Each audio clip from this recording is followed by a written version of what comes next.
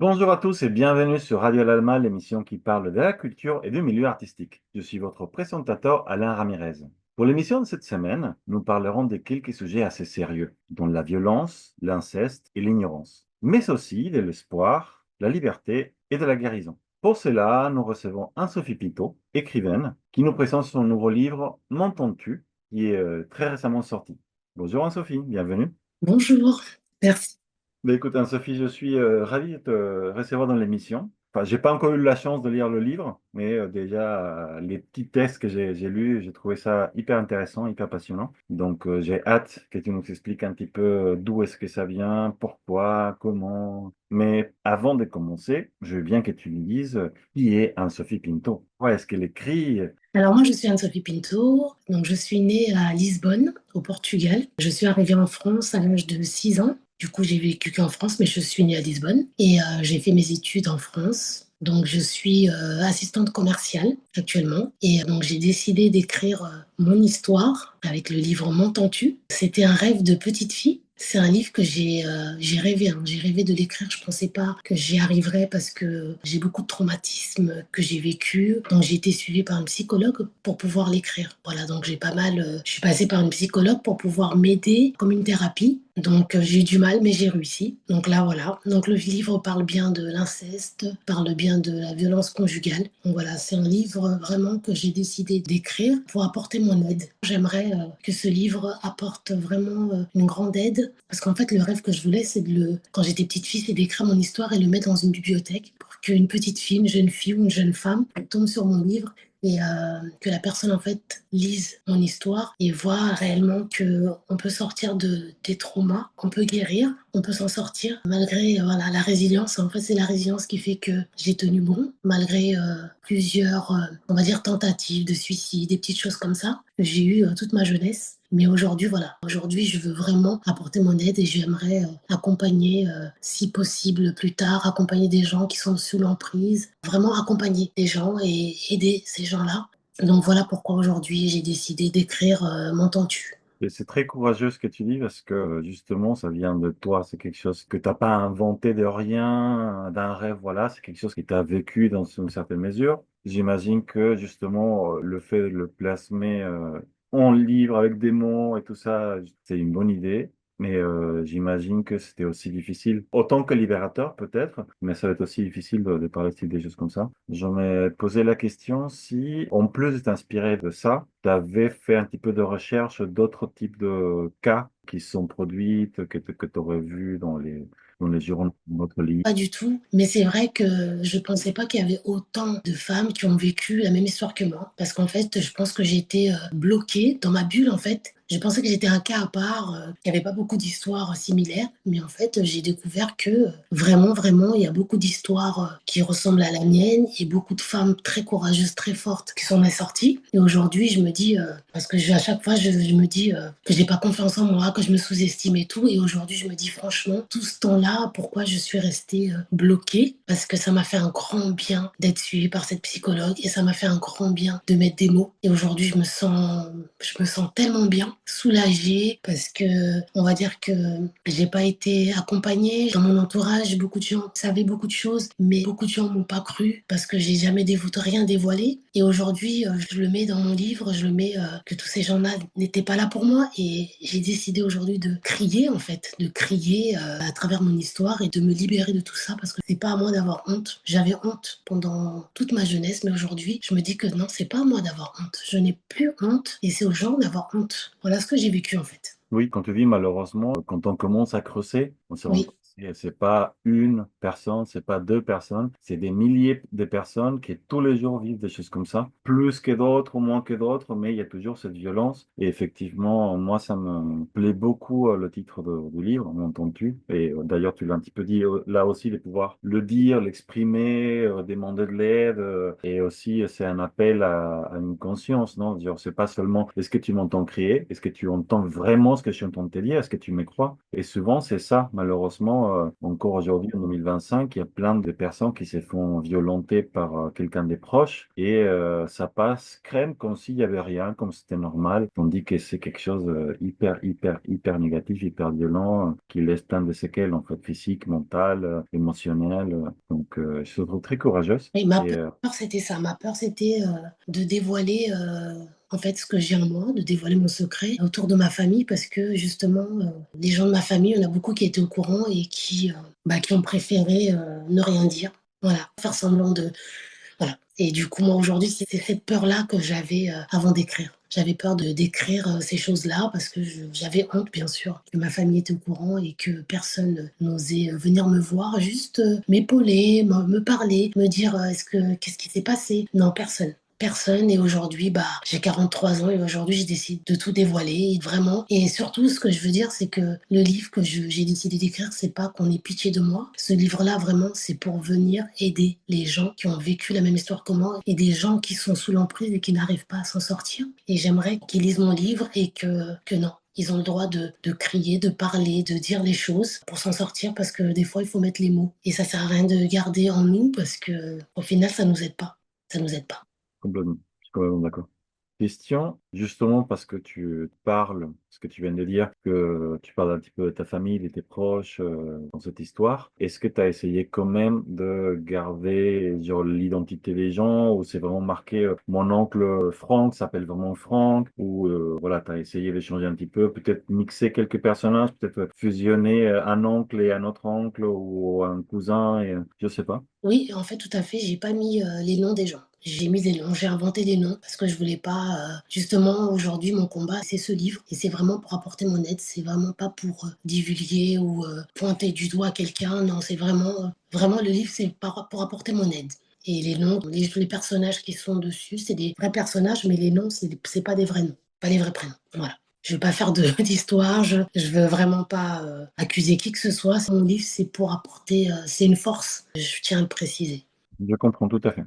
Puisqu'on parle de ça, pour toi, c'était quoi, enfin, après tu peux me dire ou pas, hein, ça t'appartient. Qu'est-ce qui était le plus compliqué justement dans cette histoire de te dire, OK, il faut que j'apprenne à exprimer ce que j'ai caché pendant je sais pas combien d'années, pendant un certain nombre d'années, ou justement à te voir toi du coup pointer du doigt. Là, tu disais à juste raison, tu le fais pas pour toi forcément, mais pour aider. Mais forcément, on le sait, malheureusement dans notre société, il y a toujours des je dirais pas des gros mots, mais des gens qui sont pas très intelligents, qui vont de suite aller attaquer tout le monde sans raison, sans même comprendre de quoi il s'agit et tout ça. Donc, pour toi, enfin, qu'est-ce qui était plus compliqué pour te dire, allez, je me lance Le plus compliqué, c'était, ma famille.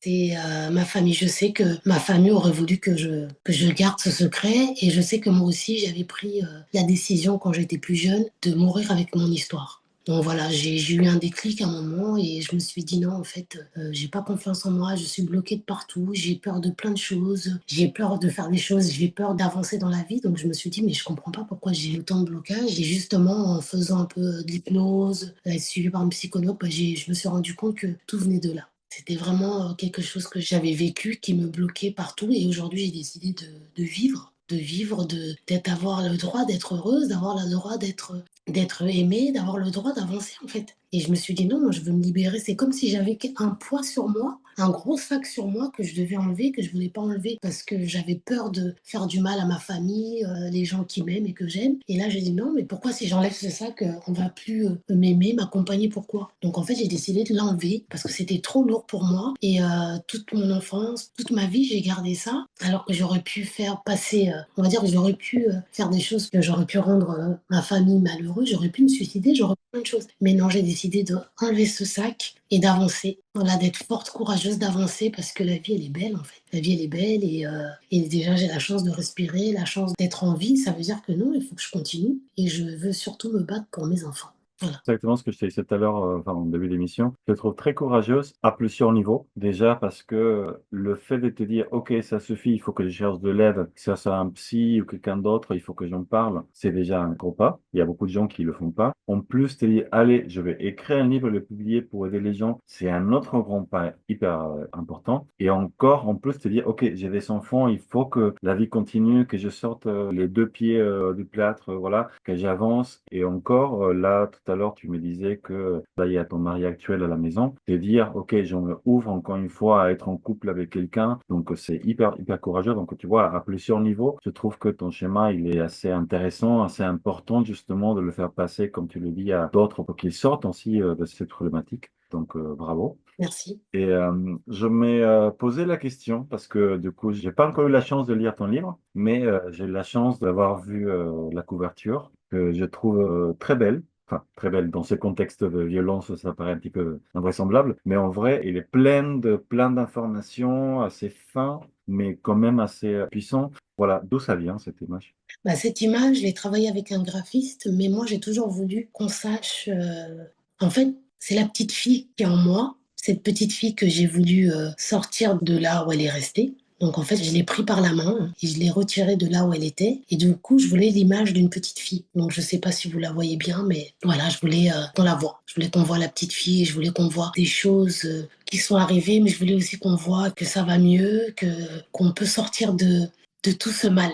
Voilà, donc je voulais des belles couleurs, je voulais des couleurs vraiment qui parlent. Je peux pas tout dévoiler, mais voilà, c'est pour ça. Oui, non, mais c'est complètement ça. Moi, je te dis, j'aime beaucoup. Quand je l'ai vu la première fois, ça m'a frappé. Et après, j'ai lu, en fait, la préface de ça. Je me suis dit, ah oui, c'est pas ce que je m'attendais. Enfin, je pouvais avoir un petit indice avec le vêtement qui est par terre, mais je vois, en fait, plus la notion justement de la petite fille qui est là, avec l'arbre derrière, le soleil qui donne un petit peu d'espoir, mais ça vient vraiment au fond. Donc, je pense que la composition, elle est assez intéressante. Ça apporte une espèce de paix et quand même avec un point rouge assez important en plein cœur. Donc après, je sais pas si c'est exprès, mais là, je vois justement le vêtement avec les taches rouges. Si on voit l'image et la tête de la petite fille, je sais pas si c'est toi ou c'est notre fille, en fait, c'est intéressant parce que moi, je le vois au niveau du cou. Comme si justement on était là en train de l'empêcher de parler. Moi, j'imagine une main en fait qui est là en train de lui prendre le cou. Donc, je pense que même à ce niveau-là, la composition elle est assez intéressante. C'est exactement ça que je voulais faire passer comme message et je voulais pas trop dévoiler, mais je voulais que l'image soit inspirante, qui donne envie à la personne de connaître l'histoire de cette petite fille. Trop bien. Je sais que tout ça, c'est un processus, que ça prend vraiment beaucoup de temps à pouvoir sortir d'une situation comme ça. Ça prend vraiment de courage, d'énergie, de temps, de aide, d'écoute, de mots. Et je voulais te demander si maintenant que ce livre, il est écrit, il est fini, tu te sens un petit peu libéré. Tout à l'heure, tu parlais du poids que tu sentais avant. Est-ce que tu te sens un petit peu plus libéré maintenant qu'il est sorti ou tu as encore de la matière pour, par exemple, écrire un deuxième livre sur ça ou ça serait quoi la suite pour toi? Non, je me sens vraiment libérée. Je pense que c'était vraiment le bon moment pour moi et je me sens vraiment libérée, je me sens beaucoup mieux et autour de moi, mon entourage, ma famille le ressentent. En fait, je suis quelqu'un de base discrète, qui est dans son coin, mais là, non, là, c'est tout le contraire. Je suis plus ouverte, plus joyeuse. J'ai envie de parler avec des gens, j'ai envie d'échanger. Je parle de mon histoire vraiment avec, bon, toujours avec des émotions, mais j'arrive mieux à m'exprimer qu'avant déjà. Donc, je suis fière de moi. Maintenant, je suis fière de moi. Eh ben moi aussi, je suis très fier de toi. Merci. Dernière question. Justement, c'est lié à ça et lié à une autre chose que tu disais tout à l'heure, que au moment où tu t'aimais à essayer de sortir de cette situation, tu te rends compte en fait que tu n'étais pas la seule, qu'il y avait d'autres gens, pas d'autres femmes, j'imagine essentiellement, qui ont eu un parcours similaire au tien. Ça s'est présenté comment cette information à toi? Est-ce que c'est parce que tu as un petit peu parlé autour de toi sur ton livre et du coup tu as découvert qu'il y avait ces autres histoires autour de toi? Ou c'est voilà des gens qui ont entendu parler un petit peu, ah, il y a telle dame qui est en train d'écrire ici et je veux lui parler? Ou est-ce que c'était, je sais pas, tu as participé à des groupes de paroles où il y avait personne des situations similaires? Pas du tout, pas du tout. C'est vraiment sur les réseaux sociaux. Sur les réseaux sociaux. Sur les réseaux sociaux, je regarde un petit peu et c'est vrai que je vois des histoires et des histoires choquantes, des histoires un peu similaires à moi. Et j'étais étonnée, je me suis dit, waouh, en fait, il y a beaucoup de femmes, il y a beaucoup de gens qui écrivent des livres sur ces histoires. Et, mais je ne pensais pas qu'il y en avait autant. Et du coup, j'en ai lu quelques-uns, des petits passages. Mais après, moi, j'avais beaucoup de colère avant, beaucoup, beaucoup de colère. Aujourd'hui, j'ai plus cette colère, plus cette haine. Mais c'est pour ça qu'aujourd'hui, j'ai décidé d'écrire mon histoire, d'écrire ce livre, d'aider les gens. Et vraiment, si j'ai l'opportunité, la possibilité d'accompagner ces femmes qui sont, comme je disais tout à l'heure, bloquées comme moi j'ai été, sous l'emprise comme moi j'ai été. Pourquoi? Parce que j'aurais tellement voulu à ce moment-là rencontrer quelqu'un qui m'aurait aidé en fait avec son livre, son histoire, qui m'aurait permis de comprendre et de sortir de ce traumatisme. Bah, moi, j'ai qu'une chose à te dire, c'est continue, ne laisse pas le bras, ton histoire vaut la peine d'être entendue, donc qu'on le fasse entendre, hein. Donc moi, je t'entends pour répondre à ton livre, et j'aimerais bien finir par dire que je trouve même assez positif ce que tu es en train de faire. Je suis allé sur ton Instagram, et les phrases que tu mets, c'est vraiment pour inciter un petit peu les gens à vivre la vie, et se dire, OK, il faut aller dans l'avant, tu mets... oser parler est un pas vers la liberté, c'est vraiment des choses assez lumineuses. Donc, j'espère que les gens, quand ils vont entendre cette émission, vont de suite aller voir ce que tu fais, acheter le livre, le lire et le partager et en parler. Et voilà, faire aussi un écho à ce que tes paroles nous proposent dans ces textes. Donc, bon, bah, écoute, Merci beaucoup de m'avoir reçu. avec plaisir, avec plaisir. Tu reviens quand tu veux pour C'est gentil. de ça ou d'autres sujets. La porte elle est ouverte pour que tu puisses revenir. Merci beaucoup. Je t'en prie. Alors, pour finir, à tous ceux qui nous écoutent, je vous invite à cliquer sur le bouton souscrire de cette chaîne, à liker la vidéo, à la partager et surtout à nous laisser vos commentaires, à contacter Anne-Sophie et voilà, parler de ces beaux textes, de cette impulsion de vie qu'il faut avoir ensemble. Sur cela, je vous souhaite une très belle semaine, très très lumineuse et allons vers l'avenir avec les bras bien ouverts. À très vite.